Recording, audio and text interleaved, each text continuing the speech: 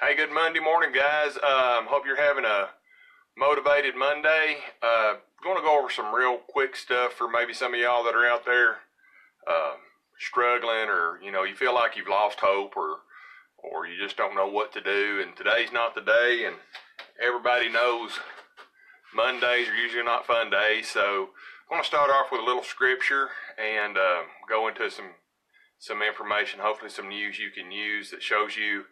You're not the only one out there, but my morning Bible verse this morning from Bible Gateway was Psalms 71:14. It says, "As for me, I will always have hope, and I will praise you more and more."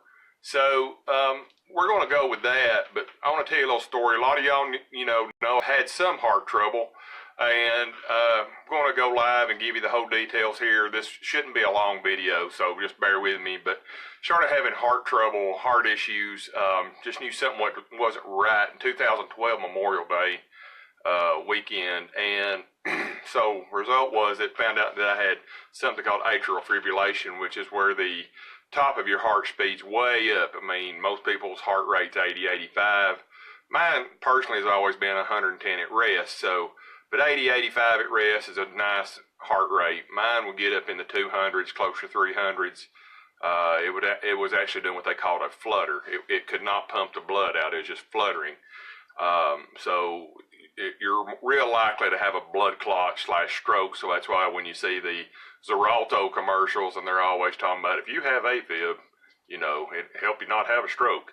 So anyway, they were concerned also because the bottom half of my heart would actually slow down to about 40 beats a minute. So I had the top doing 300 miles an hour and the bottom doing 20 miles an hour, and it was a traffic jam for all the blood in my system. So anyway, they talked to me about having an ablation after multiple trips. And an ablation is where they go in and they freeze.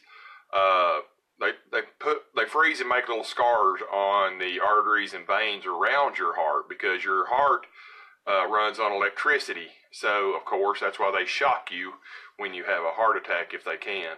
So mine was getting too much electricity. So what they went in and did was they scarred a lot of the pathways to stop some of the electricity from getting to my heart.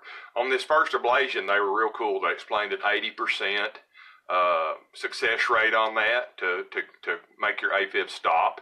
So that tells me that, out of 100 people that they do this on, 20 of them it doesn't work on. So I didn't think anything about that. And then after a few months, we noticed that I was still having just as bad of AFib issues. So they did another ablation.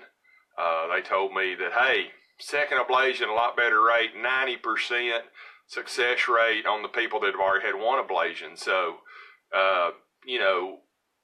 I was pretty confident in that. So they did that ablation. On that particular ablation, I had what's called a TIA during the surgery, which gave me double vision in this eye.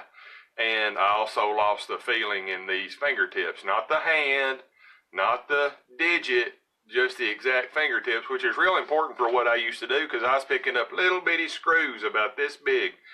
But, me and Deanna would go through a lot of dishes at the house, because for a while my fingers were numb. And, I'd be holding a cup of coffee or a glass of tea, and all of a sudden we'd just hear it break on the floor, and I'd realize it wasn't in my hand anymore. But we got through that part. So now it's just the tips of my fingers, but it is still there.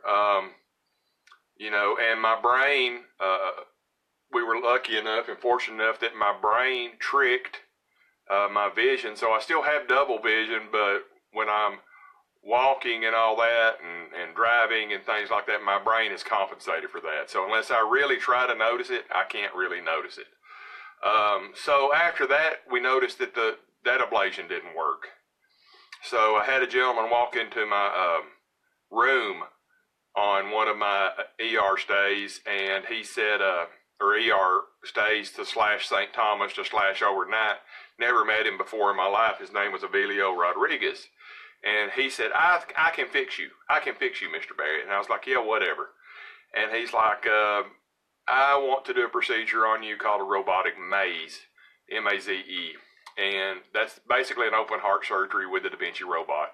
They had built a new OR for him to get him to come. He was Johns Hopkins trained.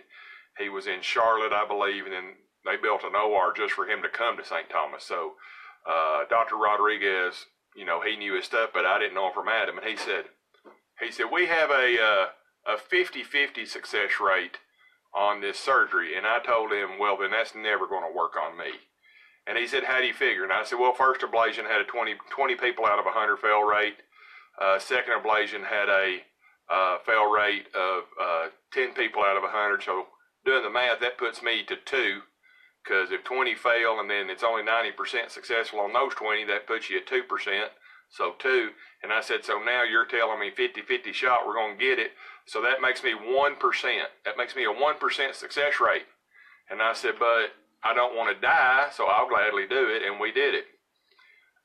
Thing about open heart surgery, I noticed when my dad had it is, of course, Dad was a little different. He decided to sleep it out for nearly 3 years. Not kidding. It was over 20 days he was in a medically induced coma. But when he woke up, let me grab something. If y'all know Dad, the first thing he said was, brush. Because he wanted to brush his hair. And I went to hand Dad a hairbrush, and he was like this. He couldn't do it. He was trying to hold it. You know, I don't know if you can see that. It was like he had been paralyzed or something. And that went on for a few days. So I kind of remembered stuff like that. But sure enough, when I woke up, you know, they had actually cut through my right side under my ribs, under my armpit. What I didn't know is to do that surgery, they'd cut through all the nerves that basically controlled a lot of my arm, my right arm. So from the elbow down, from day one, you could have cut my arm off with a chainsaw. I never would have felt it. I could still grab stuff if I looked and focused. I could move my fingers and all that. I just couldn't feel it. So we had that for about 3 months. But the thing I remember most is every time you have a heart surgery, well, really anymore, anytime you have any surgery, the first people you see the day of or the day after is physical therapy. Now, one thing I am famous for, and literally famous for, on the 4th floor at St. Thomas, is they call me the walker. I was there so much they let me wear like basketball shorts and you know, I wore compression shirts so I could get all my heart monitors on, but I could dress comfortably. And I would walk the halls literally day and night. And they would always say, we love to see you walking, because I walked hours and hours and hours. So nurses that didn't even know who I was would go, hey, you're the walker. So woke up from open heart, and my little physical therapist came in. I'll never forget. I love her, sweet lady. Can't remember her name. Love her. And she said, Mr. Barrett, we're going to walk today. And I was like, can't do that. She said, oh, yeah, you can do it. And I was like, no, I cannot do that. And she said, come on, Walker, you can do it. So swung my legs over my bed and took every bit of the energy I could do to stand up. And once I stood up, I was going to take that first step, and I could not take the first step. It was not in me to do it. I could not do it. And she said, tell you what, sweetheart, I'll never forget. She said, tell you what, sweetheart, all 5 foot tall of her. She said, shuffle. She said, you give me a shuffle. And I scooted my feet forward 2 scoots, never lifted them off the ground. And she said, can you shuffle them backwards for me? And I did. And she said, sit down, that's today. She said, I'll see you in the morning. And I sit there and I cried and cried and cried because I'm the walker. And here I can't even walk. I mean, I'm the man. I'm the one that everybody looks at and walks. And I kept sitting there going, something ain't right, something ain't right, something ain't right. So my doc came in. He said, Ruth, anesthesia. You were under heavy, heavy, heavy anesthesia. You know, you just got out of ICU. You know, this is your first day in a room. It's the anesthesia. You'll be better tomorrow. And I'm like, but I walk all the time. That's what I do. You know, I go to the gym at 4 in the morning every morning. I got to be able to do this stuff. And sure enough, the next day I walked, and I don't know if you know how big a hospital room is at St. Thomas. They're not huge. But the next day she came in and said, okay, Mr. Barrett, let's walk. And we walked to the door and back. Just my hospital room door. It couldn't have been 6 steps. So we walked there and we walked back. And I stayed in bed pretty much the rest of the day. They make you get up, sit in a chair, blah, blah, blah, blah, blah. So anyway, I decided right then if I could walk 6 steps, I could walk 20. And so I got up the next morning without a walker before my therapist came in, and I left that room. And I had every nurse up there that knew me, because they all knew me, freaking out because I was out in the hall in a gown shuffling down that hall. But I'm like, it's not going to stop me today. And the more I shuffled, this is the exact day. This is the exact day of my brain saying, you can't do this, but you're going to. I shuffled. And then I'd shuffle, then I'd just try to take a half a step. And so I got to the first corridor, because St. Thomas has A, B, C, D corridors on the heart floor. And I usually walk all the way. I just do the cross. I walk the whole thing. So there's a door. So I said, I'm going to try to make it to that door. So I made it to that doorway for D-Wing, D-Hall. And I turned around and I said, we're going to walk back. And I'd take 2 or 3 steps, and I'd stop and catch my breath. And I'd take 2 or 3 steps, and I'd stop and catch my breath. And I'd take 2 or 3 steps, and I'd stop and catch my breath. But I walked back to my room. So my physical therapy lady come in. She said, okay, Mr. Barrett, let's walk. And she gave me that walker, and I said, I'm not using that walker today. And she said, yeah, we need to use it. You're going to use it. She said, I'm going to get in trouble if you don't. And I said, okay. So I used that walker, and we got out, and you have to have a transport belt. That's the big belt they put around your middle. She's holding on. This 5-foot-tall woman's holding on to me with this belt.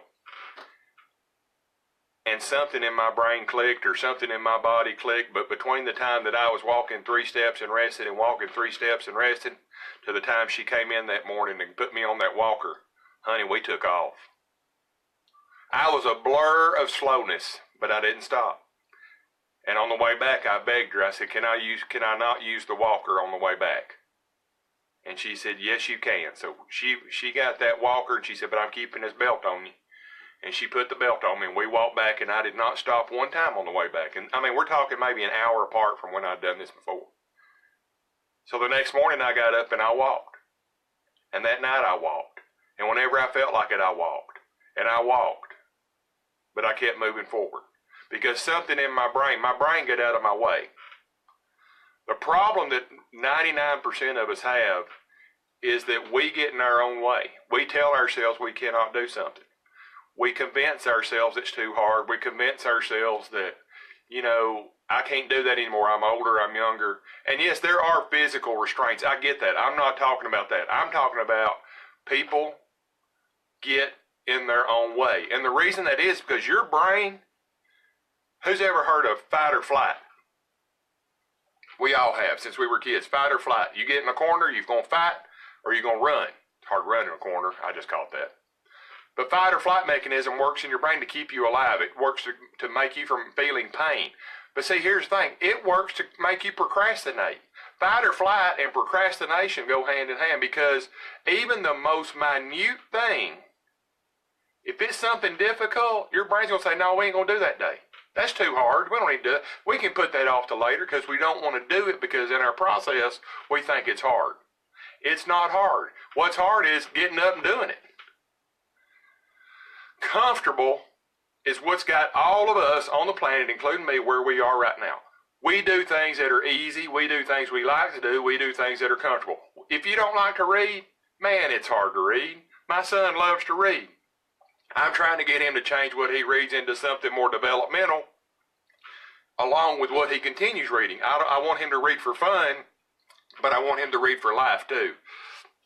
But your brain is designed to protect you from any pain. So if he's used to reading, stories about Star Wars, and I need him to read something about engineering or biology for school, or tech needs him to read it, actually, it's not comfortable. It causes him pain, even though it's not real pain. Your brain says, oh, this is so boring, we're not going to do this. He's got to trick his brain to improve, to go, I need to read this to make me better. So even if the pain's just feeling uncomfortable when you do something new. Change equals pain. Your brain's automatically going to tell you to stop every time. Here's my confession. I hate to make a bed. So if I get up in the morning, and Deanna will vouch for this, if I get up in the morning and I don't immediately make that bed, within 5 seconds of starting to make that bed, it ain't going to get made that day. I'm going to come up with every excuse. I'm going to walk by it 20 times and not make that bed. But if I get up and trigger and start moving on that project, guess what? I make the bed in, 4 minutes, 2 minutes, 3 minutes, whatever it is. And it's done. It's over. Ethan hates to do chores. And I'm like, Ethan, if you would do your chores, if you would just get started on them and not stop, you'll be done in an hour. And the rest of the day is yours. But like other kids, well, he's 19, other people, he gets distracted. So, you've got to automatically learn to change your brain. If it's not worth, if it's something that your brain is going to try to stop you from doing, it's going to make you question everything about this change. It's going to make you go, hey, this ain't worth this. Hey, you'll never finish this. Don't even get started. Hey, don't read that book. Thank you. You got all this other stuff to do. But you got to take some time for you. So, you've got to reprogram your brain. You've got to ignore that process of you can't and rewire it till you can. We make ourselves uncomfortable. We have to make ourselves uncomfortable if we're going to change because, like I said, we're here where we are because of the changes that we've not made. We're here where we are because of things that we've done. So we have to rewire our brain. The homeless guy on the street and Bill Gates both have 86,400 seconds a day. There is no way to condense that day. There's no way to expand that day. You have the same 86,400 seconds a day just like I do. The problem is, if we don't act on an idea, we've done nothing. Ideas are worthless without action. So if we have the greatest idea we've ever dreamed that could change the world, and we don't even know we've got it, we don't even know it could change a world, but our brain talks us out of proceeding, or even worse, our friends or family talk us out of proceeding. You can't do that. You're not smart enough. You don't have a college degree. Hey, I don't have a college degree either. And I feel like I've been very successful in life up until, recently with my medical issues, which I have no control over. And that's not an excuse because I'm doing this trying to help you. So anyway, if you've got a great idea and you don't act on that great idea, that's on you. That is your fault. The best ideas probably that have ever been hatched in somebody's brain are probably sitting in the cemeteries out here, where somebody did not act because they thought they were too poor, they were not smart enough, they did not have the resources, or they did not have the time. How sad is it to think that maybe the cure for cancer is sitting in a cemetery somewhere? The cure for AIDS is sitting in a cemetery somewhere. The next huge technological advance that makes all this look like what we're doing now, like a Tonka truck compared to a big Caterpillar truck running down the road, is sitting in a cemetery somewhere because somebody didn't have the confidence or the wherewithal to act on it. Ideas are great. Write your ideas down, program them, save them, file them, whatever you got to do. Act on them. You're going to fail. Man, we all fail the first time. Think about going swimming. You didn't hit the water and swim. Most kids my age, we took swimming lessons. Or we had the wonderful father or grandfather that threw you in the pond and said, hey, you'll make it or you won't. But really, we took swimming lessons. But we would never jump off the high dive not knowing how to swim and just go, I'm going to be successful at this. I know I can. We have to practice. We have to take baby steps. We have to learn to dog paddle. We have to learn to float. We have to learn not to breathe underwater, hold our breath, things like that. We have to do it. But the brain is our worst enemy. We have to work around it. Because if not, we're going to look back 20, 30, 40, 50 years. They interviewed 100 people, and I will try to find the link to send you this. They interviewed 100 people that were on their deathbed, hospice care. They knew they were going. And they said not one of them said, man, I'm glad I did this. Man, I'm glad I did that. They all said, I wish I had done this. I wish I had done that. I wish I had taken more time to do this. Because we've all got a short window of time that we're here that we can impact. But we're all here to make an impact. God put you here to impact something. I don't know what it is for you. I don't know what it is for me. I'm 47 years old, fixing to be 48. But you are here for a reason. And there's a call that I'm going to ignore. So I just ignored that call. But the only person, listen, the only person that can change you is you. The only person that can get out of your way is you. But remember, we're in a marathon. I say this every time. We're in a marathon, not a sprint. We're starting with baby steps. So if you're down, get up. If you're up, move forward and keep moving forward and keep moving forward. But always have hope. Keep your faith in God. Never quit. Keep moving forward because it's up to you. And I think you can do it. See y'all. Deuces.